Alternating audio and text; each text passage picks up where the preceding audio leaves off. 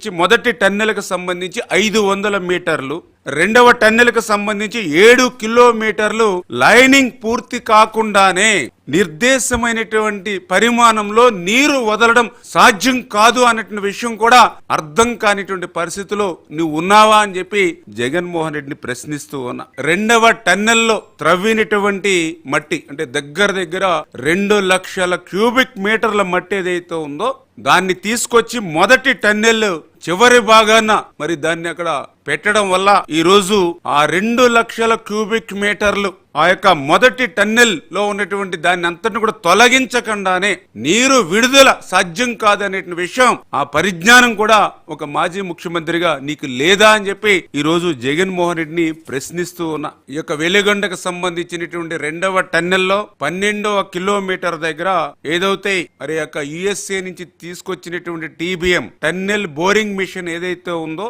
అది చెడిపోయి బయటికి తేలేనటువంటి పరిస్థితి ఉంటే గత 3 సంవత్సరాల నుంచి కూడా దాని పని లేకుండా బయటికి తీసుకురాలేనటువంటి పరిస్థితి ఉంటే నువ్వు తాడేపల్లి రాజప్రసాద్ లో మొద్దు నిద్రపోయి ఆ యొక్క 12వ కిలోమీటర్లో రెండవ టన్నెల్లో ఉన్నటువంటి ఆ టీబీఎం ని బయటికి తీసుకురాకుండా నీరు విడుదల సాధ్యం కాదు అనే విషయం కూడా ఆ జ్ఞానం కూడా మరి నీకు లేకుండానే మాట్లాడుతున్నావా అని చెప్పి ఈ రోజు జగన్మోహన్ రెడ్డిని ప్రశ్నిస్తూ ఉన్నాం. ఏదైతే ఇంకా 30% బెంచింగ్, ఎందుకంటే ఇది చాలా ఇంపార్టెంట్ వర్క్, ఎందుకంటే చాలా స్లో మోషన్ లో చేయాలి. ఎందుకంటే డ్రిల్ చేసి బ్లాస్టింగ్ చేయవలసినటువంటి పని రెండవ టన్నెల్లో ఇంకా 50,000 నుండి 1,00,000 క్యూబిక్ మీటర్ల రాతి వ్యర్థాలు ఏదైతే తొలగించవలసినటువంటి పరిస్థితి ఉంది.